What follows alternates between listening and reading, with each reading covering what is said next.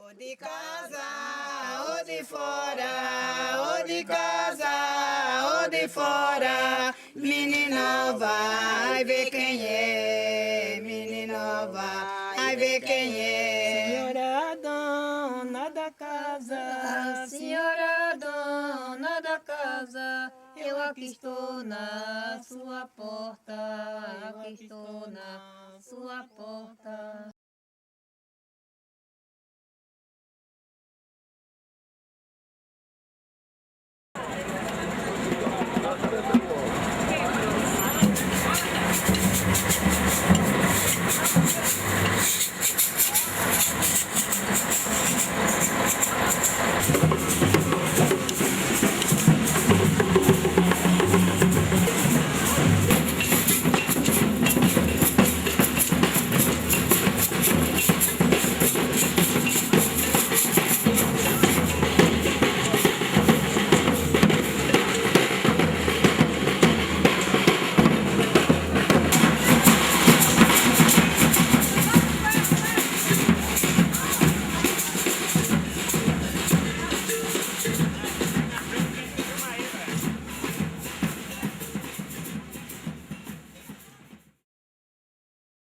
Nossa história não começou aqui. Em 1500, com a invasão dos portugueses às terras brasileiras, deu início a uma nova etapa da história do nosso povo. Os mesmos foram trazidos para o Brasil de forma desumana, onde foram obrigados a trabalhar na situação de escravos. Como forma de reação, muitos negros fugiram, formando os primeiros quilombos no Brasil. E é importante ressaltar que quilombos não são apenas os que foram formados antes da abolição. Muitos fatores contribuíram para a formação de novos quilombos. A exemplo, a opressão sofrida, a busca por territórios, enfim, o sonho por liberdade. E esses territórios foram conseguidos através de conquistas, doações, dentre outros. Mas ao decorrer dos tempos, nossas terras foram invadidas e aos poucos foi se perdendo, dificultando a realização dos nossos costumes, como danças, brincadeiras, a forma de lidar com as plantas medicinais, o cultivo com a terra, ou seja, a nossa própria forma de vida. Mesmo assim, resistimos até hoje e queremos de volta tudo o que nos foi roubado.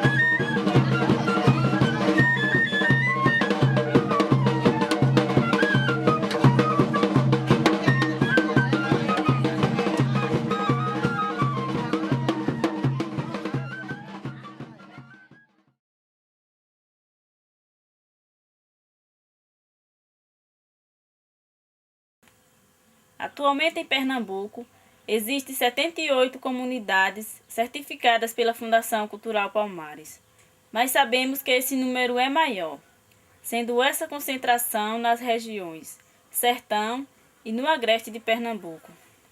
Lembrando que nenhuma dessas comunidades tem posse definitiva de seus territórios, e para representá-las, existe a Comissão Estadual de Articulação das Comunidades Quilombolas, fundada em 1998, passando por ampliações em 2003 e 2006. Atualmente, ela é formada por 19 pessoas, mais os colaboradores. Ela vem atuando em 3 regiões: Sertão, Agreste e Zona da Mata, tendo como objetivo fortalecer a luta quilombola dentro e fora do estado de Pernambuco. Suas ações vêm sendo discutidas e avaliadas, principalmente em reuniões que ocorrem nos próprios quilombos. Sua organização política vem sendo através das associações locais e responde pelo território de cada comunidade, assim como a Comissão Estadual, que é dividida em núcleos: organização, comunicação, educação e terra, tendo como luta principal a regularização dos territórios e uma educação diferenciada. E a CONAQ, Coordenação Nacional das Comunidades Quilombolas, que representa os quilombolas no Brasil e que vem fortalecendo ainda mais essa luta.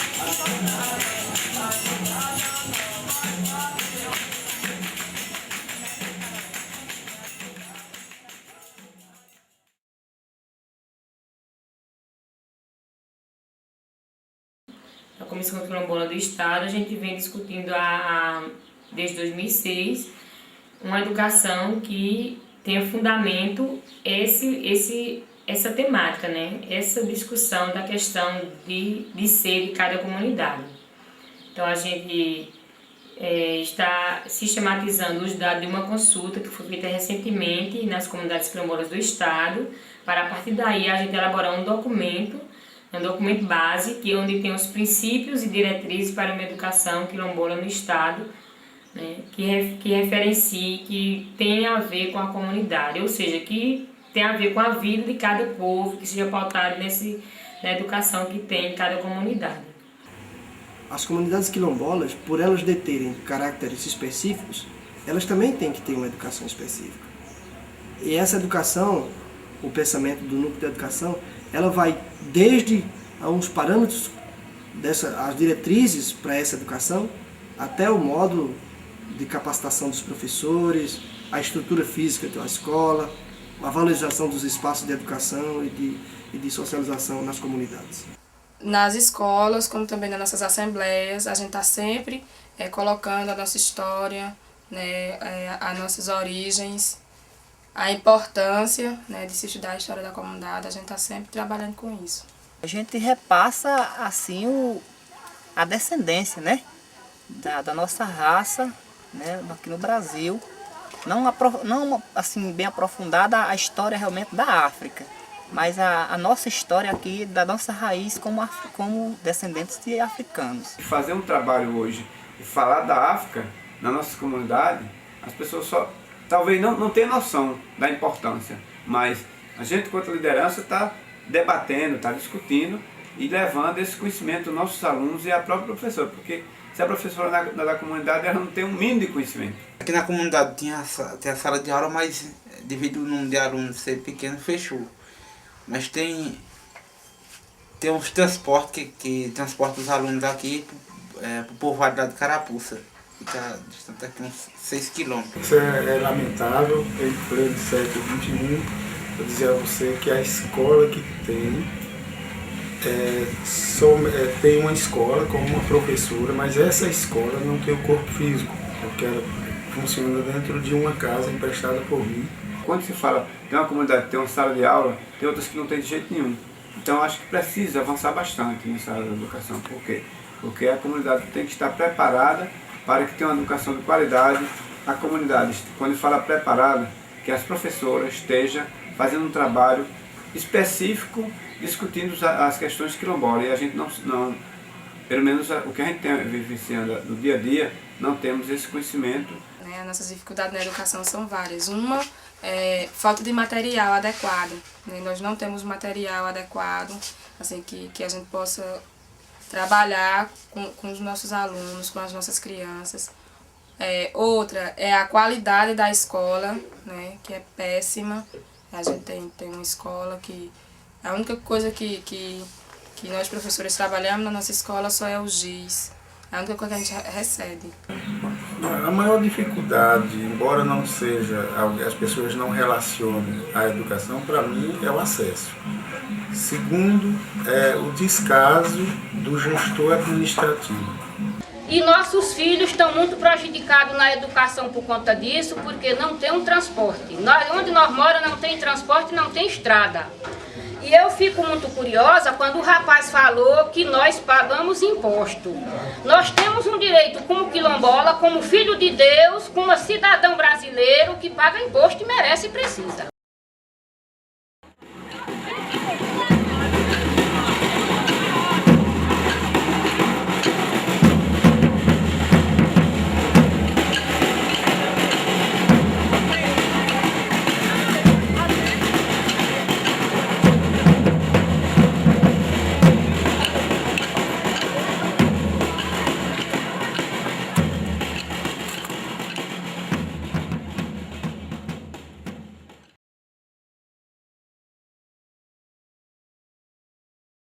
A gente não pode deixar de estar falando, né, o assunto de terra, né, como também falar sobre um pouco do que é quilombola.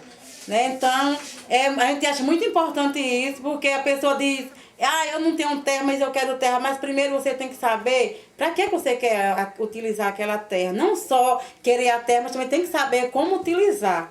Né? Porque a terra é mãe, terra é nossa mãe, é vida para a gente. Então a gente tem que saber cuidar dela.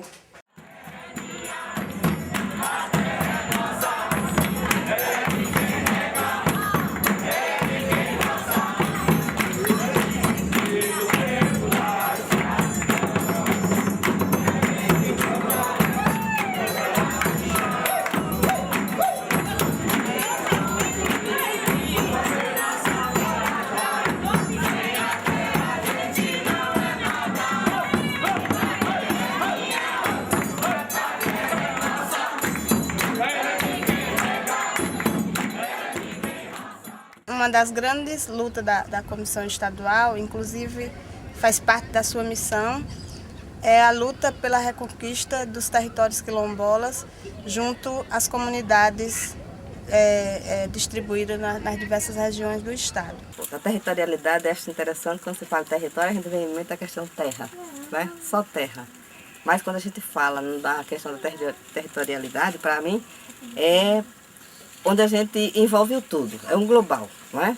É a terra, é a educação, né? É a vivência do povo, é a vida do povo naquele local. Né?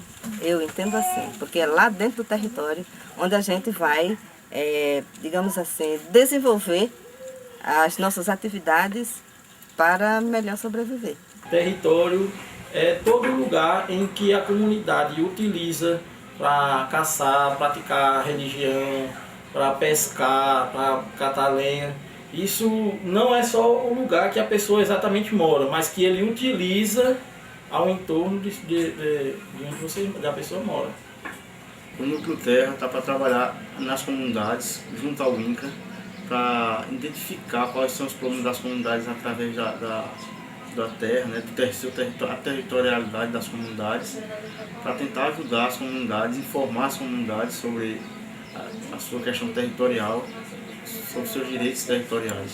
Nós utilizamos para isso diversas bases legais, a exemplo da Convenção 169 da OIT, o artigo 68 do ADCT, que é o Ato das Disposições Constitucionais Transitórias, o Decreto 4887 e agora a instrução normativa que está em fase de revisão.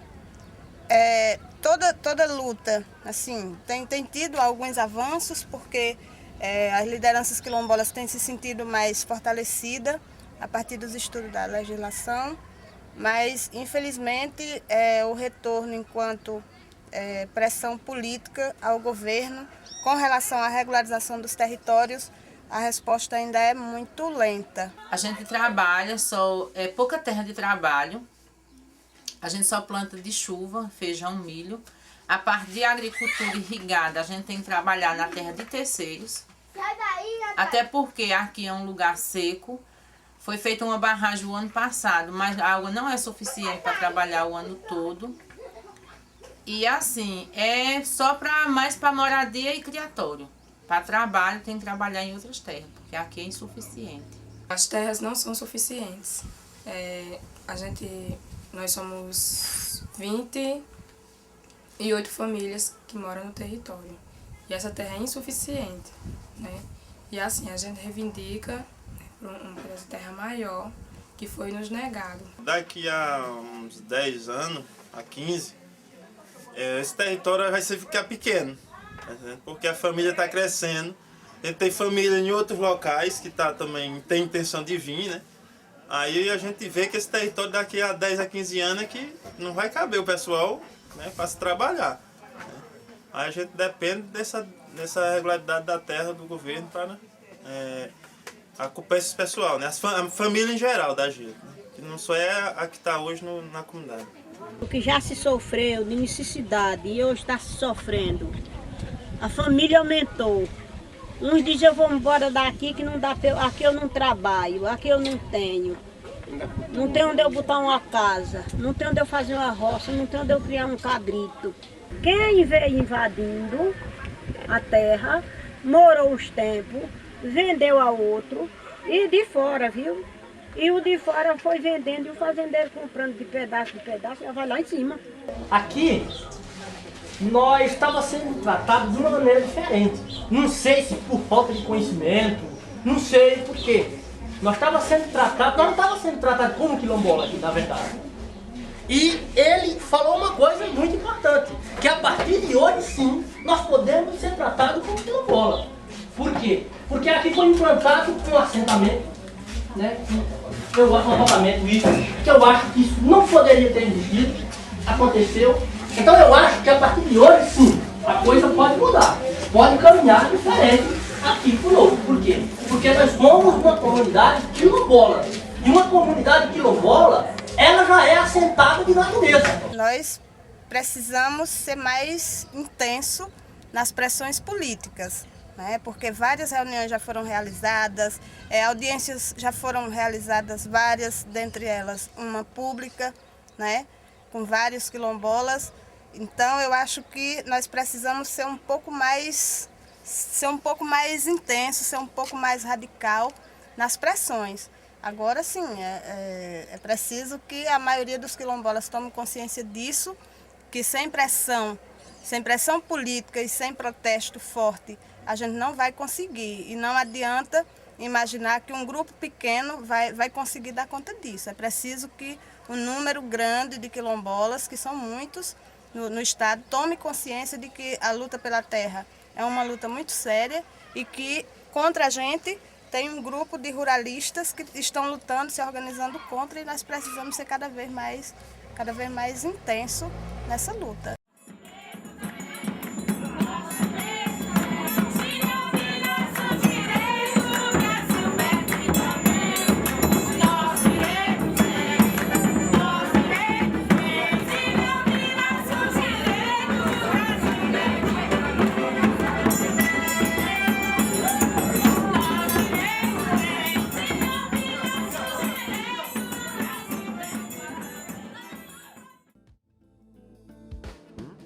Ninguém nasceu pra ser pobre, ninguém nasceu pra ser bobo da corte.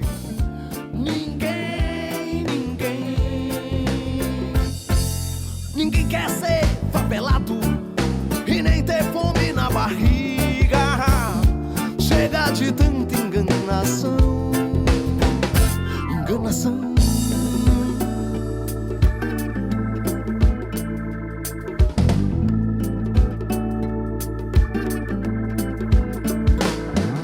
Não quero ser presidente, nem ser o prefeito Lalau. Eu quero simplesmente ver o povo feliz.